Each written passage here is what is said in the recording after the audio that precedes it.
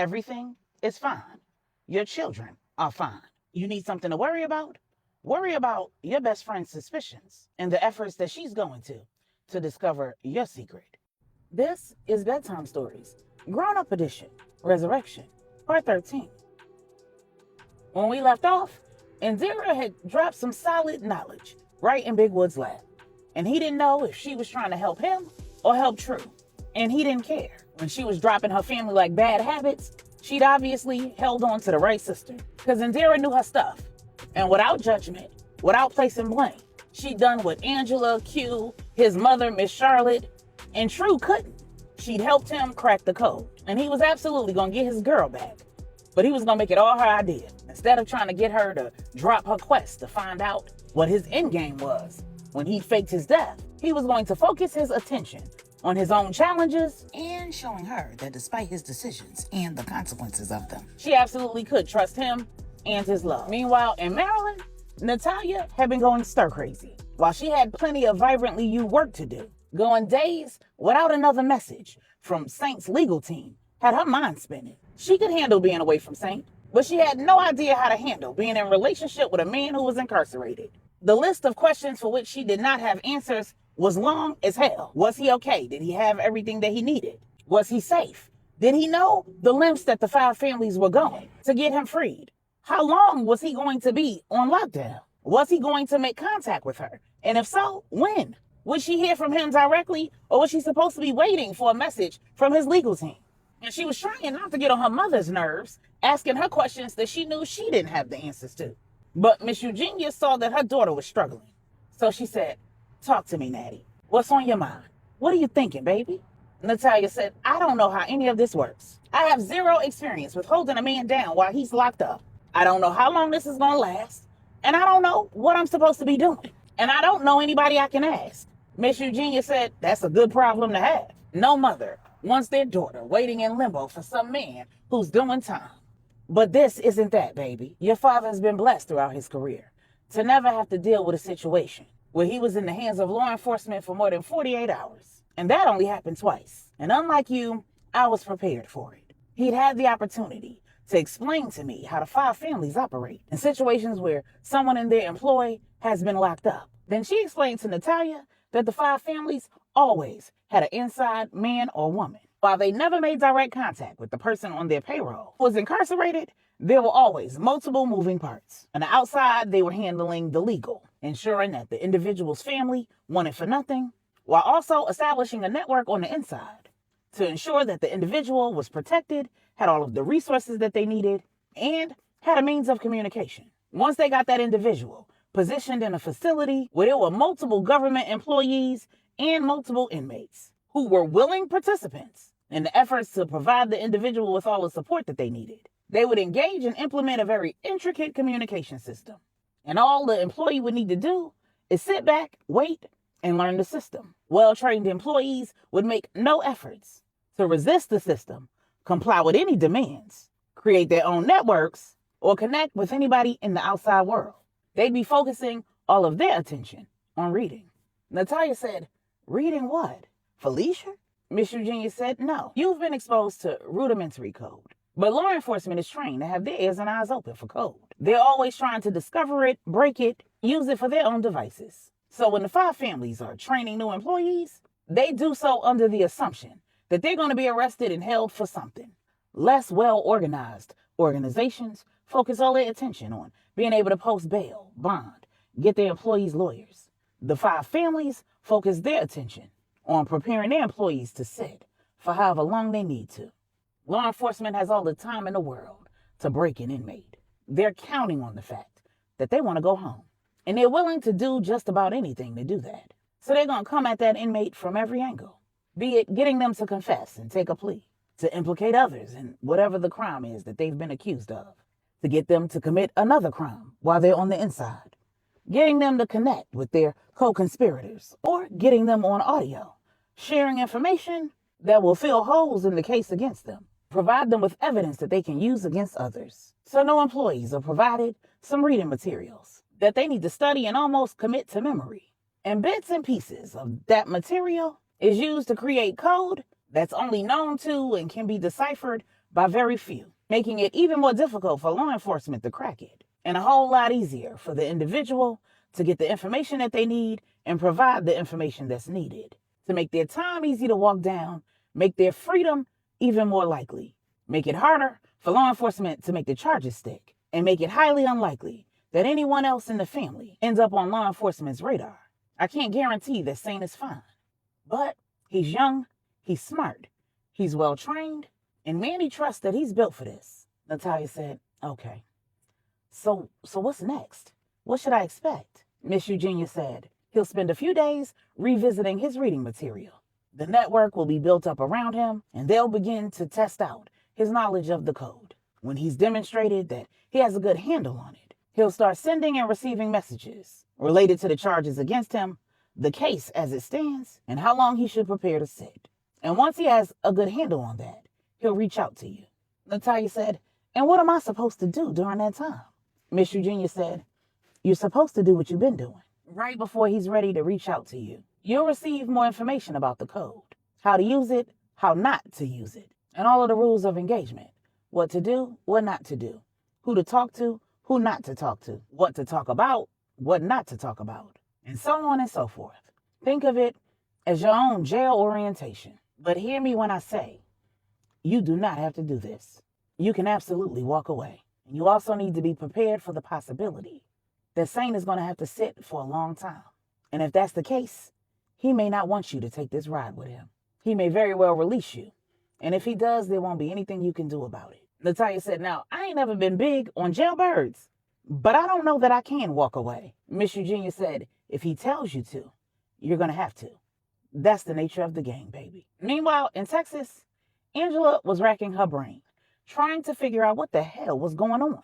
When she'd returned from LJ and Regina's house, she couldn't shake the feeling that everybody was playing games, and they were playing them at her expense. It seemed like Regina was up to something, her children were up to something, and Angela's children were absolutely up to something. But she just couldn't prove it. She'd spent hours at LJ and Regina's house, and every time she tried to head home, something would happen that pulled her back in. First, Mom Joyce had made one of her favorite dishes, and she couldn't resist that. Then the kids were having way too much fun, entertaining themselves at the newborn twins' expense. They were only weeks old, and they were already smiling and tracking LJ and Regina's 3 children with their eyes, crying when Lena put them down or Anders stopped entertaining them. And LJ looked so down in the dumps, she just could not leave without finding out what was wrong. She'd fed each of the twins 3 times before she finally made it back home. And when she did, all of the kids were in bed sleep.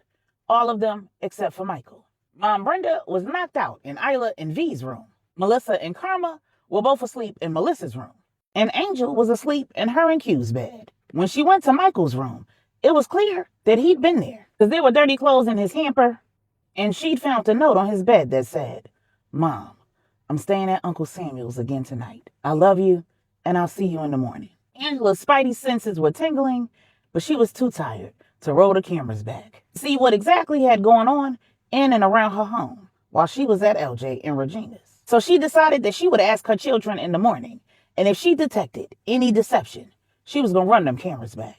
When Angela got up the following morning, it was Saturday, and all of her children were precisely where she expected for them to be, all except for Michael. She went to the kitchen and started preparing Saturday breakfast, and that's when she remembered the cameras. She wasn't at all surprised when she looked over at the microwave and the clock was blinking, and there were only 2 possibilities. Someone had unplugged the microwave and plugged it back in, or there had been a power outage.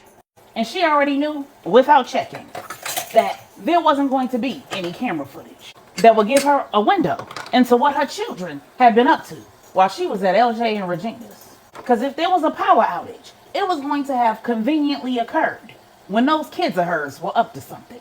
But she had to go and check anyway, because the family complex in Denton had a high-tech security system that included generators that were located off the property and set to automatically kick in anytime the power was out for more than 90 seconds. Those kids would have needed to move really fast for anyone to enter or exit Angela and Q's house without being detected on the surveillance system. And they would have most certainly needed some adult assistance to do that. When she pulled up the surveillance system from the time period when she'd been gone, her suspicions were proven right. But there wasn't one power outage. There were three. One while she was in transit to LJ and Regina's that conveniently lasted 89 seconds. Another that happened right when she was getting ready to leave LJ and Regina's that also conveniently lasted 89 seconds. And a third at about 3:30 in the morning when she and her entire house was asleep. That also conveniently lasted, you guessed it, 89 seconds. Just enough time to avoid the generators kicking in and the cameras catching whomever was doing whatever they were doing while they were doing it. But Angela was determined to get down to the bikini bottom of things. And she wasn't going to start with her children because she wasn't going to give them room to tell her a lie. She was going to start with the security who was responsible for guarding her home, whether she was in it or not, whether her children were in it or not. And if any of them were complicit in her children's shenanigans, they was going to be dealt with. So Angela waited for shift change for the guards who were assigned to her house. And right before they could switch, she called the night shift inside and said, "You fellas hungry? Y'all want some breakfast before you head out?" And when they all declined, she knew that they were in on it. So Angela asked, "Why did the power go out in my home last night and this morning?" When the four guards looked at one another and then looked at her, she said, "I already know that the point was to ensure that something wasn't captured on video." What was it? And before they could answer, Mom Brenda walked into the kitchen and said, "Girl, you know y'all got this newfangled stove in here. It's not like the one back in the guest house. I blew a fuse. I had to get Easy over here to come in and help me fix it." Angela said, "Oh, really?" 3 times. Mom Brenda said, "Oh, I don't know about the other 2 times. I just know about that first one. I was in here getting supper ready when you was heading over to Regina's. Don't look at me like that. What I need to lie for?" Then realizing that Mom Brenda absolutely would not lie to her, Angela asked, "What exactly was going on when you blew this fuse?" Mom Brenda said, "Well, I had a pot on the stove. I had another pot in the oven. And then Angel had asked if I would make him some cinnamon rolls. So I had put those in the confectioner's oven. And while all that was going on, Melissa asked me if I could make her a smoothie. She was having some lady issues." And then it hit Angela. Mom Brenda wouldn't have known, but the kids would have. Running the blender, the food processor, the stove, and 2 ovens would certainly have tripped the breaker. The homes in the family complex in Denton were not poorly constructed, but the upgrades that had to be made when Angela gave birth to a deaf Isla taxed an already overloaded electrical grid in Denton, Texas. When you added all of the technology, all of the smart this and smart that, with all of the gadgets and gizmos that Angela and Q had in their kitchen alone, they had Donovan's team fully evaluate the electrical system and provide them with tips to help avoid overloading the circuit breaker. So Angela and Q knew exactly what they needed to do and how to use their appliances. With the grandmother crew wrangling the children all day, and Angela and Q both at home, Mom Brenda had been relieved of duty in the evenings and on the weekends. So the night before was the first time she'd been inside Q and Angela's house and responsible for running the show in their absence. Angela could have sworn she had informed her of the electrical limitations in their home. It was very well possible that Mom Brenda had forgotten, but them smart behind kids of hers had not. They'd taken full advantage of the fact that she had no clue. And that was evident by the fact that the blender and the food processor were plugged into an outlet that those children knew full well were on the same circuit as that stove. Angela just chuckled and shook her head. This was going to be harder than she'd expected. When she turned back to the guards, the lieutenant said, "Mrs. St. James, I apologize. I don't mean any disrespect, but we need to get to our morning debrief. Everything about the outages will be included in that report. Believe me, we were definitely on our jobs." Easy helped Mrs. Washington reset the breaker. He double-checked the surveillance system and made sure that everything was online and operating appropriately, and I double-checked it behind him. We also thoroughly investigated the second and third occurrence. The third one wasn't even specific to your house. It appears that it was weather-related. It was storming pretty bad last night, and the power was out for several miles. The family complex power was restored before anyone else's was. Angela said, "And the second one." The lieutenant said, "Mrs. St. James, we need to go. I promise it'll be in our report." Angela said, "Fine. It better be. And if I have any reason to believe that you've left anything out, you're going to have to see me and my husband." Mom Brenda looked at Angela and said, "Now that's crazy. You mean to tell me that the power went out 3 times on the same night, and they want you to believe it was a coincidence?" Angela said, my sentiments exactly. What was going on around here when the power was going in and out? Mom Brenda said, well, obviously the 3 o'clock one, I can't tell you because I was asleep, baby. During that first one, Melissa was upstairs in her room. She came down and complained to me about having women's troubles. So I went ahead and started making the concoction for her. The power went out, easy, came in right away. We went down and fixed it. And when I came back, Melissa had finished up her smoothie herself. And she and Karma were heading out the door for a walk. Angela asked, and when did you see Melissa next? Mom Brenda said, I don't know exactly what time it was, but she was back in time for dinner. You know that girl don't miss no meals. Angela asked, she was gone the whole time you were cooking, walking Karma? Mom Brenda said, no, I didn't say that. I said, I know for sure she was back before dinner. How long she was gone, I can't say for sure. But I know I saw that guard of hers trailing right behind her. I saw them out the window. And all of these guards know if they open or close the door, they better announce themselves if they don't want to get a bullet. Because I'm going to shoot first and ask questions later. So when they came back, Solomon came through the door and he said, Mrs. Washington, we're back. I didn't look to see what time that was. Angela said, so you didn't actually lay eyes on her until it was time for dinner. Is that what you're telling me? Mom Brenda said, precisely. Angela said, Mom Brenda, I think the kids pulled one over on you and they had the security's help to do it. Mom Brenda said, well, if they were up to something, I certainly could not tell. I had all 4 of them at this dining room table and they were all their usual selves. Melissa and Angel helped me clean up after supper was served. And Melissa even volunteered to take a plate to Easy for me. You know he's my favorite. I was just trying to reward him for helping me with the little power issue. Not to mention she was on her way out to go give that Karma a bath because that dog was filthy. And I wasn't going to let her in your kitchen with all that mud all over her. Angela said, mud? How did she get mud all over her? Mom Brenda said, girl, I didn't ask. They were out there running around in that field. It's been storming for days. I'm sure it's probably muddy. Angela said, it can't be because it's artificial turf. It has an underground sewage and sprinkler system so that Melissa doesn't have to pick up poop. And we don't have to worry about Karma's waste ruining the landscaping. Yeah, them kids is up to something. Several hours later, when Angela went to check the record, she found that the shift report had been locked. And realizing that her credentials would not provide her with access to it, she called the General Ezra and said, I don't know what kind of mess is going on here, but somebody better give me access to that file. And when Ezra realized that he couldn't access it either, he told Angela he'd get back to her as soon as possible. Within 30 minutes, she was getting a call from the Queen Mother. Bella said, what's going on, Angela? Angela told her about the power outage and her suspicions. Then she said, but if you're calling me, that means that Ezra called you. The Queen Mother said, something like that. I've seen the file. It's locked because I locked it. Angela said, why? What's in it? The Queen Mother said, you're going to have to trust me. Angela said, I don't like this. These are my children. And as of right now, I am the only parent here. I can't properly manage my household with everybody else interfering. The Queen Mother said, this isn't parental interference. This is a grandmother's privilege. If that's not good enough for you, then it's a queen pin's privilege. I'd rather not have to pull rank. But I know you don't like to be lied to. So it was either this or I have your lieutenant create a fake report that you probably wouldn't have trusted anyway.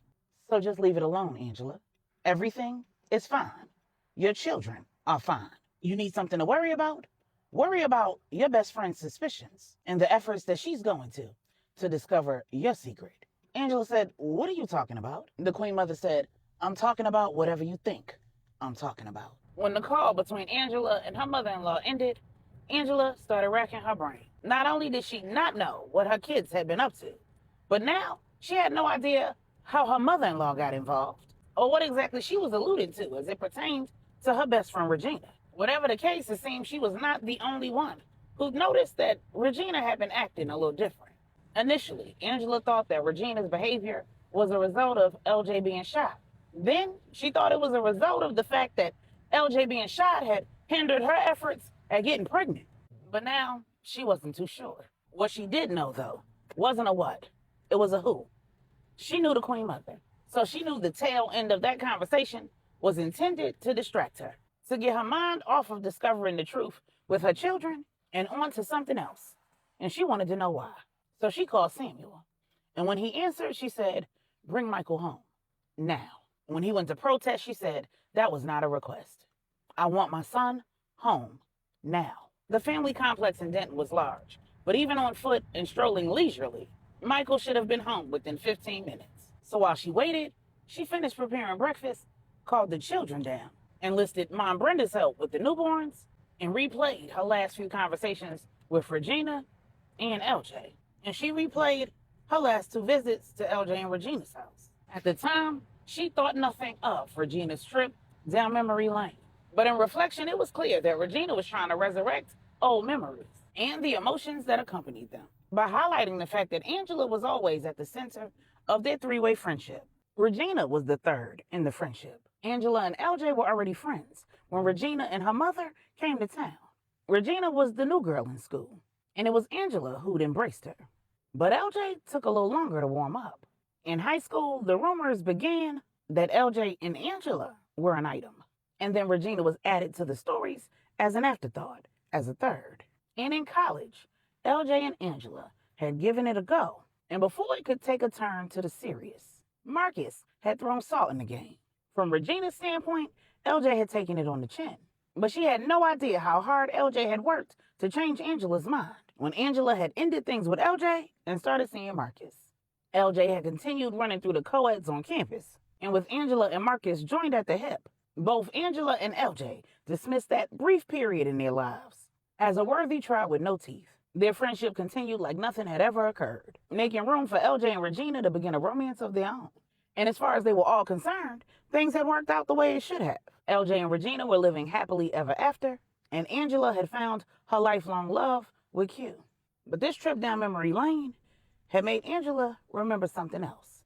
When she and Q had discussed their past relationships, they were both intentional about the details that they shared, not in an attempt to be deceitful, but in an effort to be respectful. Angela knew that there were things that she just didn't know about Q's past and things that he didn't know about hers.